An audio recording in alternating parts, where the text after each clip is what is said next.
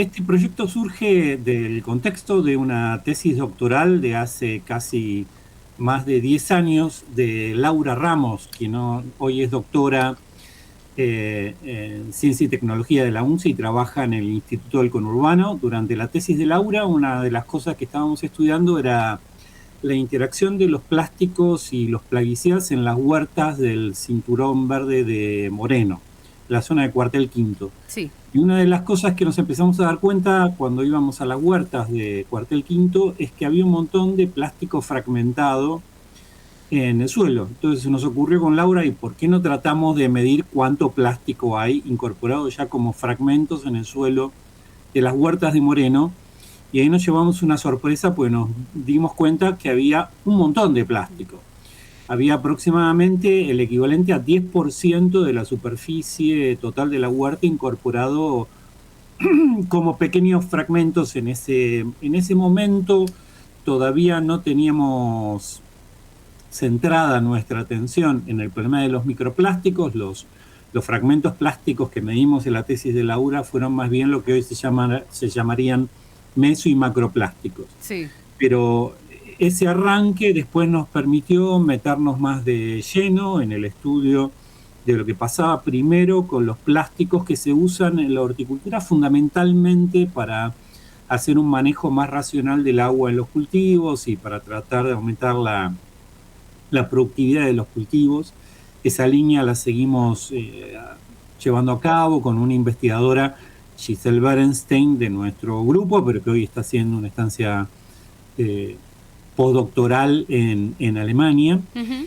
Y lo que vimos es que en esas huertas no solo había meso y macroplásticos, es decir, pedazos grandes de plástico, sino pedazos muy pequeños, lo que se llaman microplásticos. Sí. Entonces, para darles un poco de contexto de qué son y, digamos, de dónde vienen los microplásticos, la verdad que los plásticos se empezaron a usar masivamente poquito después de la Segunda Guerra Mundial.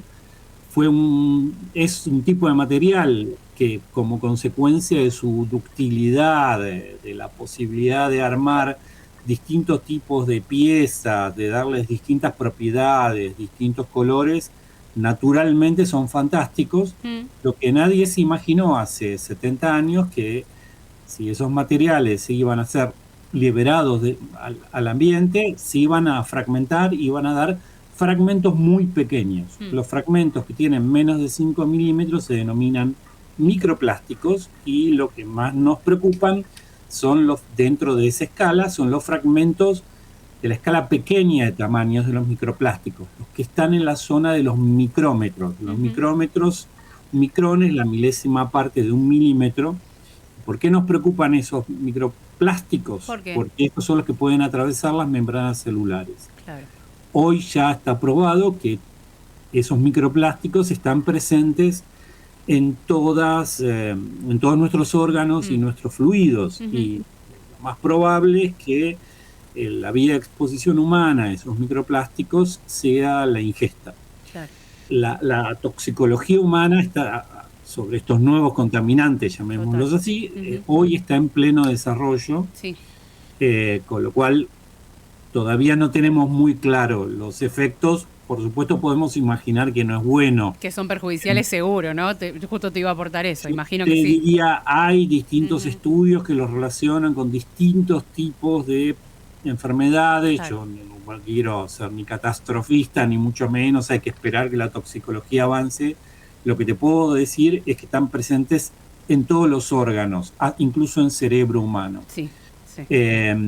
Entonces, ¿por qué es importante estudiar dónde están los microplásticos en el ambiente y cómo se mueven? Precisamente porque los humanos terminamos expuestos a esos microplásticos, y no solamente los humanos, digamos, todos los seres vivos, sean nuestra fauna o nuestros cultivos o nuestra vegetación en general, terminan expuestos y terminan incorporando esos microplásticos. Entonces, hay una línea que estamos desarrollando, que es una línea que tiene que ver con entender los mecanismos de fragmentación de los microplásticos en el suelo y cómo se transforman en otra cosa, porque en ese proceso se van oxidando o van incorporando fracciones minerales. Ese es una primera línea. Sí. Hay una segunda línea que estamos desarrollando también en nuestro grupo, que es el grupo de química de contaminantes orgánicos, y que tiene que ver con la presencia de lo que denominamos microelastómeros en suelos urbanos. ¿Qué son los microelastómeros? Es una hermosa palabra para el ahorcado, igual, te aviso. Exactamente. Claro, sí. Los microelastómeros son microplásticos, pero que tienen propiedades elásticas. Son pequeños resortes. Ahora, ¿de dónde vienen?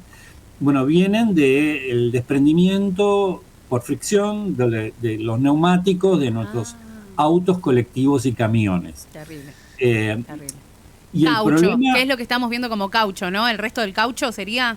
Exactamente, sí. Pero no es que es el resto del caucho como la típica imagen que tenemos de un viejo neumático tirado en el costado de la ruta 8, sino que es un polvo muy pequeño, porque son fragmentos que tienen el orden de 100 micrones, que se generan y quedan acumulados en los costados de nuestras calles. Eso queda mezclado con el polvo, la arcilla, naturalmente, que hay en el pavimento. Sí. Y el problema de esos microelastómeros es que son portadores de muchos aditivos del proceso de fabricación de los neumáticos. Por decirte hay uno, nombre de fantasía químico, se llama 6-PPD, que es una sustancia que se le agrega a los neumáticos para evitar que se oxiden, ¿no? Dice, ¿cómo? ¿Los neumáticos se oxidan? Sí, los neumáticos se oxidan. Sí. Y entonces los fabricantes de neumáticos, para evitar que los neumáticos se degradan, le ponen aditivos. El problema es que el 6-PPD es una sustancia muy tóxica. Claro. Y hoy lo que te puedo decir es que está circulando por el cordón de nuestras veredas. Está sobre el cordón de J.M. Gutiérrez y está sobre el cordón de todas las veredas. Tremendo. De todas las calles. Lo que hicimos en el contexto de otra tesis doctoral fue hacer un estudio de la presencia de microelastómeros usando un método, digamos, de trazadores, que llamamos trazadores químicos de sustancias delatoras, de alguna forma, de la presencia de esos microelastómeros. Lo hicimos en el partido de San Miguel. Sí. Y estamos terminando el tercer muestreo y buscando la correlación que existe entre la presencia de microelastómeros y el tránsito, y claramente la correlación es positiva. Y lo que queremos es tratar de cuantificar, de entender la magnitud del problema. Este sería el primer estudio de la presencia de microelastómeros en suelos argentinos. Tremendo. Y nos preocupa precisamente porque esos microelastómeros se mueven con la lluvia. Cuando llueve hay un mecanismo de arrastre del agua de lluvia que se llama escorrentía, que los mueve como si uno echara un baldazo, y eso va a los pluviales, y de los pluviales va a los arroyos, y de los arroyos va a la cuenca del Reconquista. Entonces, eso nos nos estaría permitiendo, pues una hipótesis a confirmar, la presencia de algunos contaminantes en el río Reconquista que habíamos medido, que no entendíamos de dónde venían. Hoy tenemos la impresión de que pueden provenir del movimiento de estos microelastómeros. Y hay una tercera línea que estamos recién empezando a desarrollar, como vos mencionabas al principio, que es la presencia de microelastómeros en alimentos. Que es una cosa que nos interesa porque creemos que hay un tema de salud pública atrás. Totalmente. Hicimos un primer estudio sobre el problema de la presencia de microplásticos en saquitos de yerba mate, de café y de té.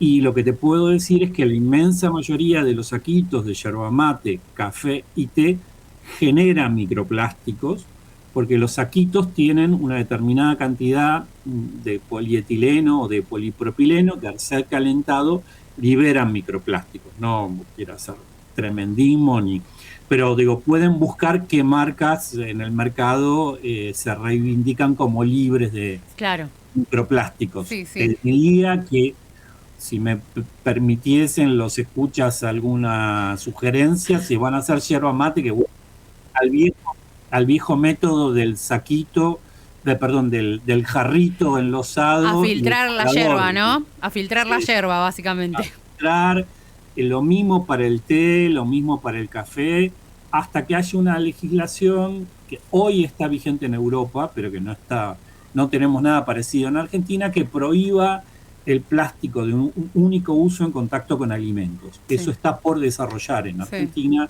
Hoy en Europa ya es ley, y en Europa muchos de los saquitos que usamos en Argentina no estarían permitidos. Sí, ahí hay algo muy interesante respecto de esta última línea que vos decís, que de hecho parte de ese equipo que vos dirigís se recontraviralizó porque hay una marca que salió, ¿no?, a mencionar la producción de esta universidad pública a raíz de un programa de financiamiento de ciencia también, así que también queremos mencionar esto en este contexto tan hostil para las universidades y para quienes hacen ciencia en nuestros espacios, por sobre todo en el conurbano, porque hay la posibilidad de desarrollar una certificación disponible para la industria, ¿no?, de alimentos, que esto no solo implica saber que hay plástico en determinadas cosas que consumimos, sino cómo controlarlo y cómo certificarlo, ¿no, Javier?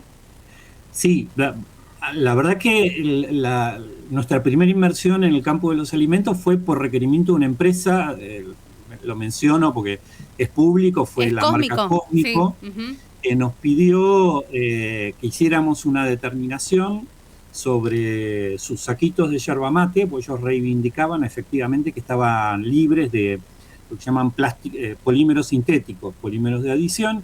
Efectivamente realizamos eso como un servicio tecnológico a través de el Centro PYME y la Secretaría de Desarrollo Tecnológico y Social, y efectivamente los saquitos de Cósmico están hechos con un material que es fundamentalmente celulosa, como si fuera papel, sí, y ácido poliláctico para pegar, digamos, que los laterales del saquito. Sí, claro, para que no te quede la yerba ahí, digamos, en el agua.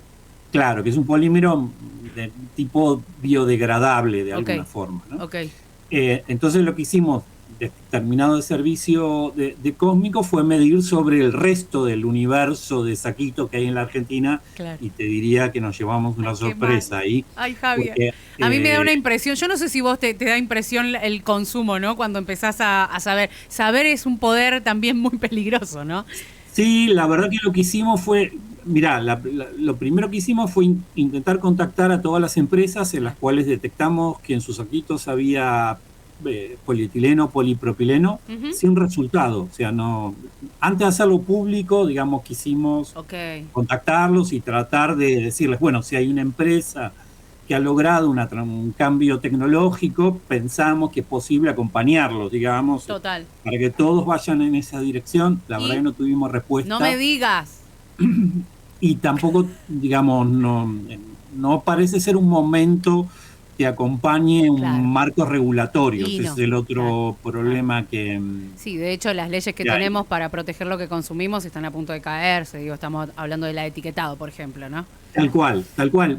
Creo que la presión me parece que va a venir o que por el lado de los consumidores, en la medida que las ONG, las organizaciones que agrupan consumidores, empiecen a presionar por el desarrollo de normativa. En relación con lo que mencionaba sobre, nosotros intentamos promover porque pensamos que también era una oportunidad para la industria alimenticia nacional, la idea de generar un sello de calidad para nuestros alimentos, en particular para aquellos que tanto de consumo interno como de exportación, que fuera algo así como de microplástico controlado. Pues hoy no hay ninguna regulación en el mundo que diga que un yogur puede tener hasta tanto de microplástico, la leche puede tener hasta tanto.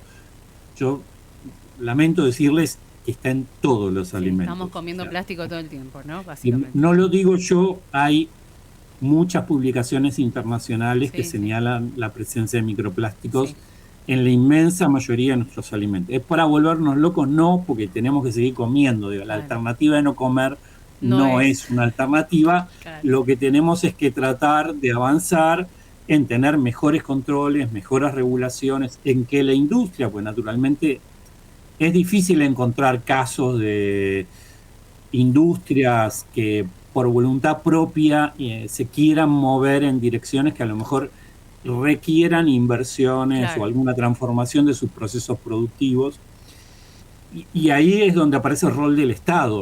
El Estado, en particular en temas de salud pública, tiene mucho para decir. Lamentablemente no parece que estuviéramos en el mejor momento en este sentido, pero vuelvo a decir, me parece que los ciudadanos agrupados a través de organismos de ONGs o organizaciones que nucleen consumidores pueden hacer presión pública para que este tema se instale. Y no es que tenemos que salir a prohibir cosas que están bien. En realidad son transformaciones que ya se están dando en otros lados del mundo, y tal vez nosotros podríamos ponernos a tiro, no solamente para mejorar nuestros alimentos, sino para que nuestros alimentos tengan mejores oportunidades en mercados internacionales. Porque en algún momento alguien va a decir, el contenido máximo para entrar a la Unión Europea de microplásticos en carne va a ser tanto, el contenido máximo de microplásticos en cereales para entrar va a ser tanto, y nosotros tenemos que adelantarnos a esa situación. Por primera vez tenemos una posibilidad, un nicho de desarrollo de alimentos con microplásticos controlados que nos puede dar una ventaja en el mundo. Me quedo con eso, ¿no? Y me quedo con esa construcción que se dio desde acá, que estaba buscando el programa, era equiparar ciencia y construir ciencia, del que salió gran parte del financiamiento, ¿no? De todo esto, y que llegamos justito antes de que se corte todo este financiamiento, ¿verdad, Javier? Sí, con el programa Equipar Ciencia 2 del gobierno anterior se pudo comprar un equipo que se está terminando de instalar en el módulo 10, que es un equipo muy sofisticado, que esperamos poner en funcionamiento muy pronto, y nuestra idea es precisamente utilizarlo para poder medir el contenido de microplásticos, no solamente en alimentos, sino en todos los problemas anteriores que te mencionaba, y tratarlo de ponerlo a disposición de aquellas empresas que estén preocupadas por el tema y que quieran producir una innovación de sus productos para mejorar la calidad de nuestros alimentos o de cualquier cosa que contenga plástico. Al fin y al cabo de eso se trata, ¿no? La universidad pública, la Universidad del Conurbano, al servicio de mejorar las vidas, en este caso a través de cómo vivimos, de cómo comemos, de cómo transitamos la vida. Javier, me encantó la charla, la vamos a seguir porque yo te seguiría preguntando un montón, así que seguramente nos volvemos a encontrar por acá. Por acá un fuerte abrazo de todo el equipo de Fingiendo Demencia. Un abrazo para vos, Camila, y para todos los que nos escuchan. Hasta luego. Hasta luego. Javier Montserrat, con nosotros y nosotras, investigador y docente del Instituto de Ciencias de la Universidad Nacional de General Sarmiento, director del proyecto justamente que analiza la presencia de microplástico en el ambiente.